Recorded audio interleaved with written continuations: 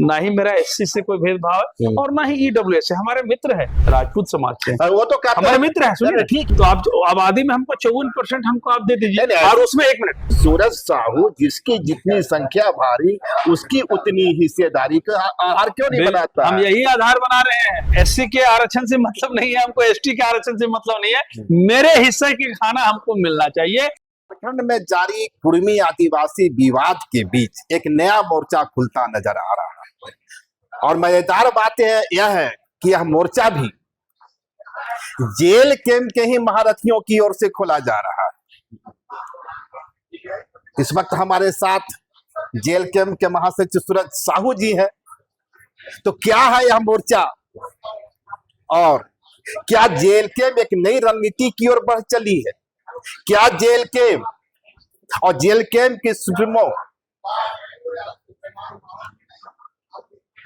पर जो कुर्मी का बेटा होने का दाग लग रहा था, क्या उस दाग को मिटाने की कोई कोशिश हो रही है? इन्हीं सवालों का जवाब जानने की कोशिश करेंगे। तो सूरज जी बहुत बहुत जोहार आपको, नमस्कार। जोहार जोहार जोहार। आइए।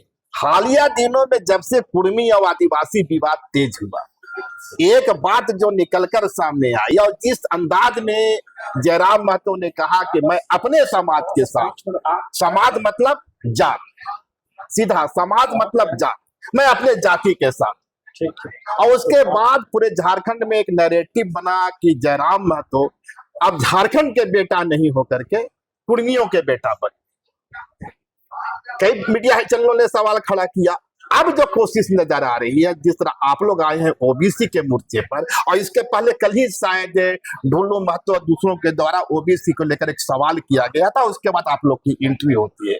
क्या इसे यह नहीं माना जाए, इस पूरे कवायद को, ओबीसी कवायद को नहीं माना जाए कि यह ओबीसी की लड़ाई कम और जयराम महतो को उस दाग से बेमुक्त करने या मुक्त करने की कार्रवाई ज्यादा है? आपने एक साथ 3-3 4-4 सवाल ले लिया, लेकिन सबसे पहले आपको हम ब्रीफ कर देते हैं। आपने सबसे पहले कहा कि ये जयराम महतो की जब से ये जो बात आई कि नहीं, पहले सामाजिक लड़ाई है फिर बाद में पार्टी की लड़ाई है, मैं पहले समाज के साथ हूँ। पहले मैं उसका जवाब, देखिए जयराम महतो एक आइडियोलॉजी है। जैसे हम लोग झारखंड में जयराम महतो का उदय इस तरह से होता है, भाषा आंदोलन को लेकर के होता है। जब बाहरी भाषा को यहाँ अतिक्रमण के तौर पर यहाँ पर लिया गया, तो एक जयराम महतो जैसे लोग को ये आने का एक प्लेटफॉर्म मिलता है। और जो हम लोग जो स्ट्रगल कर रहे थे जेपीएससी को लेकर के, सब लोग पढ़ रहे थे, एक सब लोग का आइडियोलॉजी बैचमेट टाइप का सब आदमी, तो उस दुख और दर्द को हम लोग झेले। उस दुख दर्द को झेलने के बाद एक प्लेटफॉर्म हम लोगों ने जेपी केसेस बनाया, बाद में जेल कैंप बनाया, और सबका आइडियोलॉजी मैच कर गया कि नहीं हम लोग के साथ भीतर घाघ हो रहा है, बाहरी लोग है सो अतिक्रमण कर रहा है और ये दिक्कत हो रहा है। उसके नाम पर हम लोग झारखंडियत के नाम पर एक हुए। आइडियोलॉजी झारखंडी था और आइडियोलॉजी झारखंडी है। तो अभी एक चीज अभी सबसे पहले आपका कटाच करेंगे कि जयराम महतो सिर्फ समाज का बेटा नहीं है, पहले बात समझ लीजिए। अगर आप इसको बांटिएगा तो हम लोग सिटीजन ऑफ इंडिया है, सिटीजन ऑफ झारखंड है, आइडियोलॉजी ऑफ झारखंड है, और सन ऑफ समवन एल्स का है, मतलब बेटा भी तो है किसी का। मेरे बाप का भी नाम भी तो है कुछ, माँ का भी तो नाम है कुछ, झारखंड के भी नागरिक हैं, देश के भी नागरिक हैं, समाज के भी बेटे हैं। तो कोई भी जब आइडियोलॉजी जब चलती है देवेंद्र जी, तो सिर्फ एक आइडियोलॉजी पर फोकस नहीं करना चाहिए। रहा बात आइडियोलॉजी ऑफ जयराम महतो, वो झारखंडियत की आइडियोलॉजी है। उन्होंने कई बार ये बात कहा कि बहुत दुर्भाग्य या सौभाग्य का बात है कि हम जिस समाज में पैदा लिए उस समाज का ये लड़ाई है, अब उस समाज के साथ हम हैं। तो लोग बोल रहे हैं, दो उदाहरण दूंगा। बाबा साहब अंबेडकर जिनकी प्रति लेकर वे घूमते हैं और कई बार अपने को भगत सिंह का अनुयायी बताते हैं। ठीक बात। बाबा साहब ने पूरी जिंदगी लड़ाई दलितों की लड़ी, पर कभी नहीं कहा कि मैं महारों का बेटा हूं। भगत सिंह जाट के बेटा थे, पूरी जिंदगी लड़ाई लड़े, हिंदुस्तान की लड़ाई लड़े। जाटों में भी काफी चुनौतियां थी, क्या जाटों की लड़ाई लड़ने गए वे? मैं इसलिए कह रहा हूं कि वे झारखंड के बेटा थे और वे कुर्मी के बेटा बन गए। देखिए तकनीकी तौर पर बात को समझिए, वो देश को आजादी करने की लड़ाई थी या आरक्षण बेस्ड लड़ाई है, पहले बात समझिए। जब कोई आप आरक्षण बेस्ड लड़ाई लड़ेंगे और संविधान ने ही कैटेगराइज कर दिया, पहले बात समझिए। जब अगर आप बोलते हैं कि जयराम महतो का ये कहना कि हम कुर्मी समुदाय का बेटा हैं ये गलत है। तो फिर जो संविधान बनाने वाला लोग है वो भी गलत है। वो कैटेगराइज क्यों किया BC1 और BC2? वो कैटेगराइज क्यों किया ST और SC?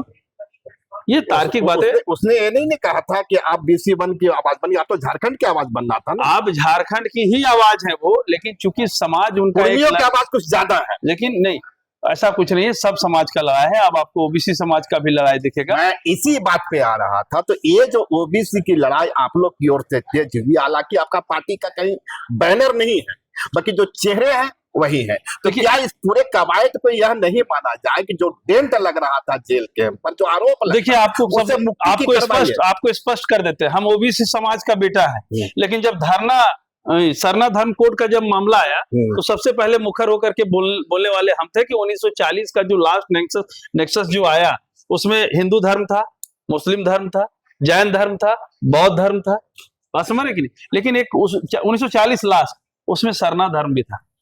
1940? यस, 1931 या 40? नहीं, 1940 सरना लास्ट, 1940-41 में सरना धर्म। लेकिन आजादी के बाद एक रचनात्मक तरीके से सरना धर्म के लोगों को हटा दिया गया। क्यों हटा दिया गया?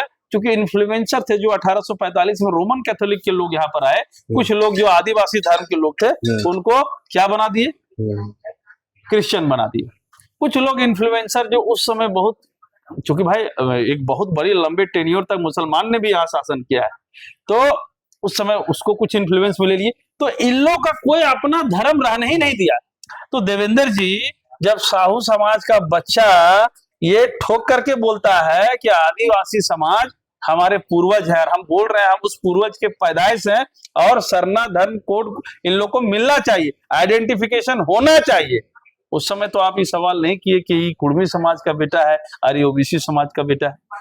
दूसरी बात, जब बात आई लड़ाई की, जब कुर्मी आंदोलन की, तो इस साहू समाज का बच्चा रेल टेका में गया, क्योंकि जो ट्रेडिशन है, कन्वेंशन है, कल्चर है, वो बड़ा हमको लगता है, क्योंकि हम लोग फील्ड में घूमते हैं, बड़ा रेलिवेंट है दोनों का। यही रेलिवेंट के चक्कर में तो कुर्मी लोग दावा कर दिया कि हम BSP हैं। आप मेरा बात समझिए। देखिए आरक्षण, देखिए समझ लीजिए, हम आपको खाना दे रहे हैं, दाल भात चावल इस टेबल पर, बात समझिए, तो और वही दाल भात चावल आपको बोरम देंगे, तो टेबल में खाइएगा बोरम खाइएगा। सवाल ये है कि जब टेबल में नहीं दीजिएगा तब तो बोरम हम जाएंगे जी। मेरे बात समझ रहे हैं? नहीं, आप नहीं समझ रहे हैं। देखिए, जब कुर्मी जो जाति है, जो रेलिवेंट है अपने सोशल स्टेटस में और एजुकेशनल स्टेटस में, आप जान रहे हैं आरक्षण जो शब्द बना है दो चीजों से, अगर सामाजिक तौर पर जो पीछे है या शैक्षणिक तौर पर जो पीछे है तो उनको लाने के लिए आरक्षण दिया जाता है। तो जब कुर्मी समाज बहुत रेलिवेंट्री है सोशल, मतलब ट्राइब से, उनका कल्चर को देखिए, रहन सहन देखिए, कभी विजिट करिए चीजों को, और सबसे बड़ा चीज है उस समाज, एक मिनट, साहू समाज रिलेवेंट है। साहू समाज का कल्चर वो ट्राइबल से मिलता है या नहीं मिलता है, इसका जवाब दे दीजिए। का मिलता है, अपग्रेडेड वर्जन है। हम लोग ऐसे, जैसे आपको बता रहे हैं, झारखंड जब आप बोलते हैं तो झारखंड में एक लोग परसेप्शन पैदा कर दिया क्या कि आदिवासी मूलवासी, लेकिन आप इतिहास में पढ़िए कि झारखंड में मूलवासी कौन कौन है। एक तो आदिवासी मूलवासी और दूसरा शब्द है गैर आदिवासी मूलवासी, है कि नहीं? आप पढ़े होंगे। तो जब हम बोलते हैं झारखंडी कौन है तो उसका जवाब है कि झारखंडी आदिवासी मूलवासी और गैर आदिवासी मूलवासी है। तो गैर आदिवासी मूलवासी में कौन है? उसको एक शब्द दिया गया सदान। जो सदान है वो भी आदिवासी है, वो भी झारखंडी है, और जो आदिवासी मूलवासी है वो भी झारखंडी है। अब देखिए इस चीजों को आप समझिए। पहले हमारे यहाँ, जैसे ही छोटा नागपुर है, यहाँ मुंडा शासन व्यवस्था हुआ करता था। मुंडा शासन व्यवस्था में वहां हमारे पास सरकार नहीं थी, तो मुंडा शासन व्यवस्था में क्या था कि गांव के ही महतो, जब आप महतो शब्द बोलते हैं तो उस समय का सुंडी भी महतो था, उस समय का यादव भी महतो था, उस समय कुर्मी भी महतो था, और एक और बात मजेदार, जो आदिवासी भी था, और उसको अगर महतो चुन दिया गया मतलब उस समाज का वो चीफ होता था और उसको महतो कहा जाता था। इसका मतलब कि कुर्मी जाति के द्वारा जिस ST स्टेटस की मांग की जा रही है, इसकी आग फैलने वाली है। दूसरी जातियों की ओर से भी यही मांग सामने आएगी। सूरज साहू तो इसका इशारा कर रहे हैं। नहीं, वो हम लोग वहां पर जाकर के नहीं, वो काम नहीं करेंगे। वो काम बिल्कुल नहीं आप करेंगे। अपनी बात मैं- कर सकते हैं ना, मैं- आप मैं- अपनी बात कर सकते हैं ना, साहू समाज का प्रवक्ता तो आप हो नहीं गए, नहीं नहीं नहीं, तो वो तो अपनी डिमांड करेगा। आप देखिए डिमांड करने का अधिकार सबको है, लेकिन हम आपको वही बात बोल रहे हैं। मैं आपको जो बोलना चाह रहा था आप बोलने नहीं दिए। आप हम ये कह रहे हैं कि अभी कुर्मी समाज आप जान रहे हैं कि ओबीसी में है, जानते हैं कि नहीं? हाँ, है ना? मगर कुर्मी एक मिनट, समुदाय, एक मिनट। नहीं, एक मिनट, कुर्मी समुदाय ओबीसी में है, आप कह रहे हैं, हम कह रहे हैं। हाँ। कुर्मी समुदाय तो कह रहा है कि हम तो सदियों से आदिवासी है, शेड्यूल नहीं हुए हैं, तो अपने को आदिवासी वो कौन कह रहा है? वो शेड्यूल हो, उनकी बहुत ही बहुप्रतीक्षित ये लड़ाई है, और उनको ये चीज मिले। हर समाज को अपना अधिकार मांगने का हक अधिकार है, वो अपना मांग रहे हैं देवेंद्र जी, उसमें हम लोग को कुछ नहीं कहना है। सरकार को लगेगा कि इसमें कितनी मैं वो बात कर ही नहीं रहा हूं ना, मैं कर रहा हूँ टाइमिंग की बात।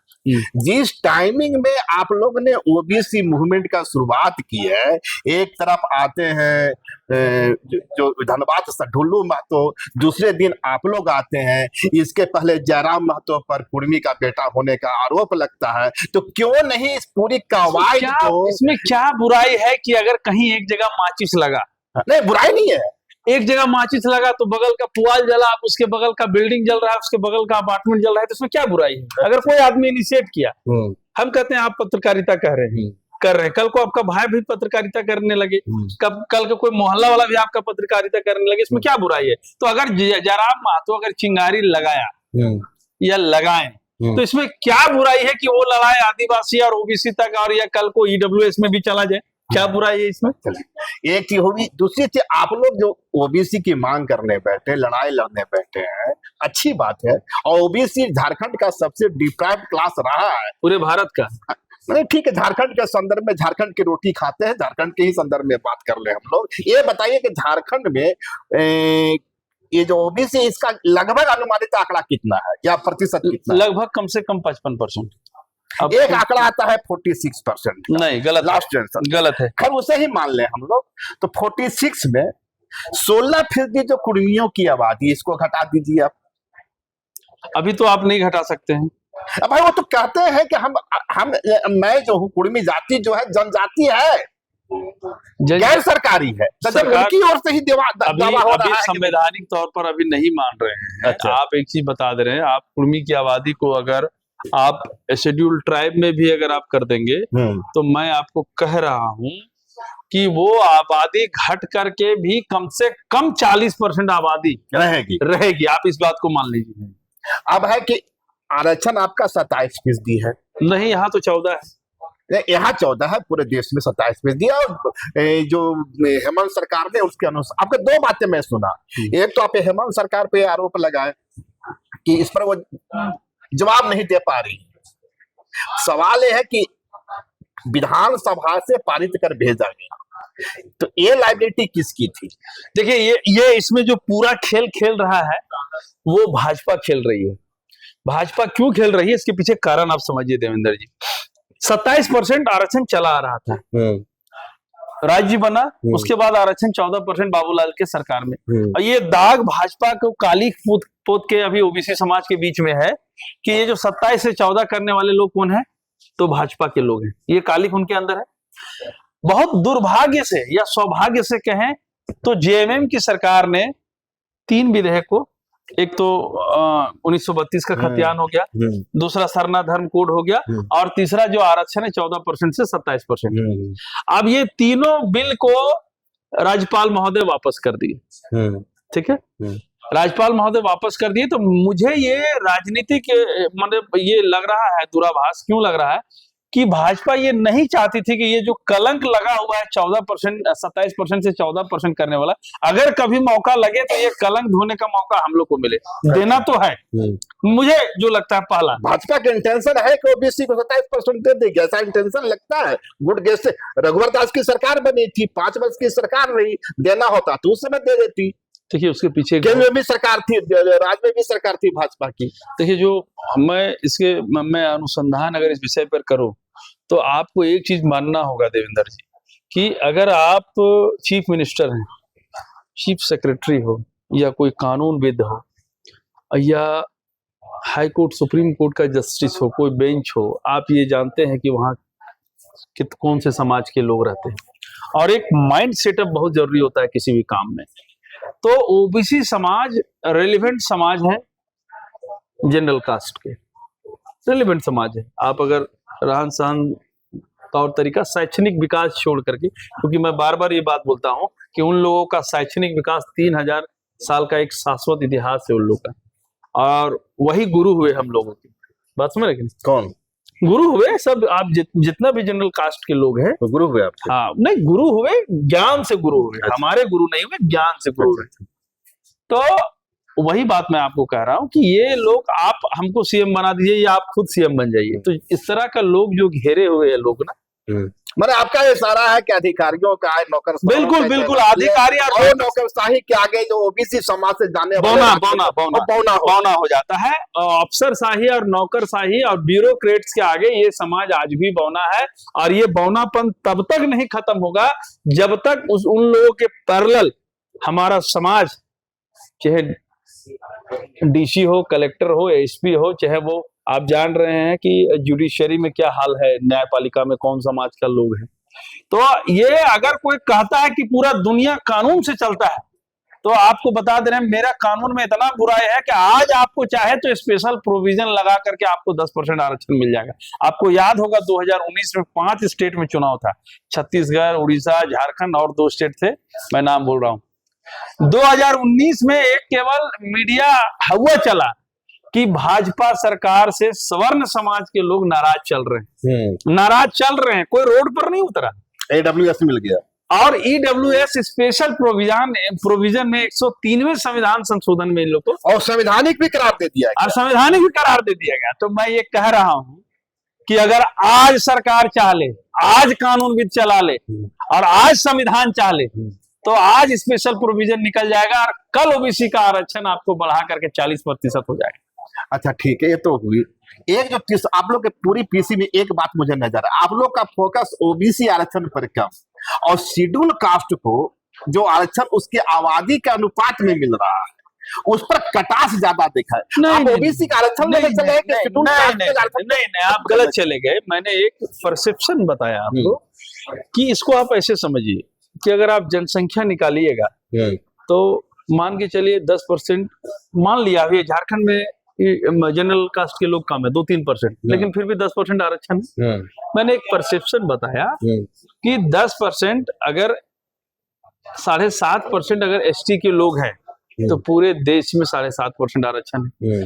15% यदि एससी के लोग हैं तो पूरे देश में जो आरक्षण है वो पूरे देश में आरक्षण 15% है एससी का।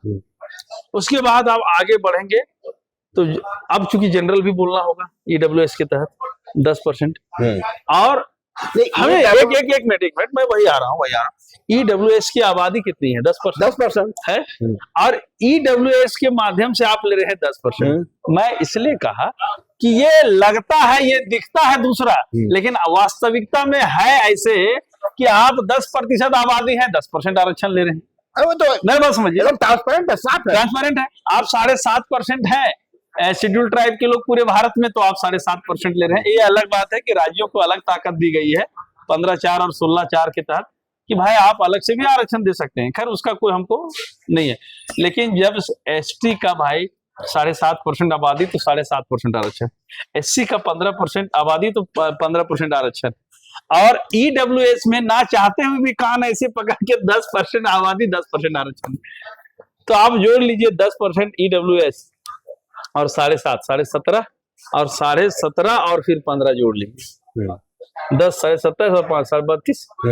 मेरा ये कहना है कि जब आप मोटा मोटी, क्या आप एक वरिष्ठ पत्रकार है, मोटा मोटी आपको नहीं दिखता है कि ओबीसी को छोड़ करके जितना जिसके जनसांख्यिकी की भागीदारी है उतना उनको आरक्षण? मैं इसलिए सवाल किया कि आपका तो मेरी लड़ाई पर ज्यादा नहीं, तो लगा तो विशेष जेल के ये एकदम बिल्कुल सिरे से खारिज करते। ना ही एसटी से हमारा कोई भेदभाव है, ना ही मेरा एससी से कोई भेदभाव है, और ना ही ईडब्ल्यूएस से, हमारे मित्र है। जो भूमिहार समाज से है, ब्राह्मण समाज से है, राजपूत समाज से है, और वो तो कहते हमारे हैं, मित्र हैं, सुनिए। ठीक है, वो कहते हैं कि जाति के आधार पर तो हम लोग आरक्षण लिए नहीं, हम लोग तो सोशली इकोनॉमिकली वीकर सेक्शन के आधार पर लिए। तो आप ऐसा काहे नहीं करते हैं कि जो ओबीसी का 54% आबादी है, तो आप आबादी में हमको 54% हमको आप दे दीजिए, और उसमें 1 मिनट आप उसी में वीकर सेक्शन लगा दीजिए। मेरी आबादी 54% है, या ओबीसी समाज के, दलित समाज के, आप एक मिनट, आप हम पत्रकार होते हैं, आप जरा जवाब सुनिएगा। आपने 10% आबादी वाले को 10% का वीकर सेक्शन लगा करके ईडब्ल्यूएस दे दिया। मेरी आबादी 54% है, आप इकोनॉमिकली वीकर सेक्शन मेरे में कितना परसेंट देना चाहेंगे? जैसे हमारी आबादी 54% है, ऐसे तो पूरे देश में समीकरण लीजिएगा तो 65% आबादी है। अब मैं पत्रकार हूं, आप ओबीसी समाज से हैं, मैं कह रहा हूं कि पूरे भारत में ईडब्ल्यूएस की जनसंख्या 10% है। आपने इकोनॉमिकली वीकर सेक्शन लगा करके कहा कि आपको 10% हम वीकर, हम ये कह रहे हैं कि मेरी एवरेज आबादी 60% है, तो 60% तो हमको इकोनॉमिक वीकर सेक्शन में कितने परसेंट लोगों को आप रखना चाहते हैं? 60% होना चाहिए आपको। अब बताइए, तब तो आरक्षण 100 का 100 आ गया, जिसकी जितनी। तो इसलिए मैं कह रहा था कि सूरज साहू जिसकी जितनी संख्या भारी उसकी उतनी हिस्सेदारी का आधार क्यों नहीं बनाता? हम यही आधार बना रहे हैं, हम आपको उदाहरण सिर्फ दिए। वो हमको ईडब्ल्यूएस से मतलब नहीं है, हमको एससी के आरक्षण से मतलब नहीं है, हमको एसटी के आरक्षण से मतलब नहीं है। मेरे हिस्से के खाना हमको मिलना चाहिए। मेरा बच्चा क्या कर रहा है अभी, तकलीफ देखिए, ओबीसी का दर्द समझिए। मेरा बच्चा 200 क्वेश्चन जेपीएससी में पीटी में आता है, ओबीसी समाज का लड़का 130 क्वेश्चन सही करके आ रहा है, वो नहीं उठ रहा है। ईडब्ल्यूएस समाज का लड़का 112 क्वेश्चन सही, 116 क्वेश्चन सही कर रहा है, वो जेपीएससी के मेंस के लिए क्वालिफाई कर रहा है। एससी का लड़का 112 नंबर ला, मतलब एससी, ईडब्ल्यूएस और एसटी लगभग बराबर है। वो ठीक है, अब चूंकि हम लोग लास्ट हिस्से पे जा रहे हैं, तो ओबीसी का जो लड़ाई लड़ने चले हैं, और चूंकि चेहरे सब जेल कैंप के हैं, तो मैं मान के चलता हूं कि जेल कैंप के नहीं, अभी नहीं, जेल कैंप नहीं, ये अभी आपको शुरुआती दौर में लग रहा है। लेकिन आप जैसे जैसे देखेंगे कि ये जैसे नया बैनर आएगा, जैसे जैसे बृहत रूप लेगा, तो आपको नए लोग मिलेंगे। और मैं फिर से आपके चैनल के माध्यम से फर्स्ट टाइम बता दूं, जेल कैंप का समर्थन हो सकता है, केंद्रीय अध्यक्ष का इस पर जरूर आएगा, बात जरूर आएगा। बगैर सहमति के, बगैर हरी झंडी के आप लोग निकल पड़े क्या?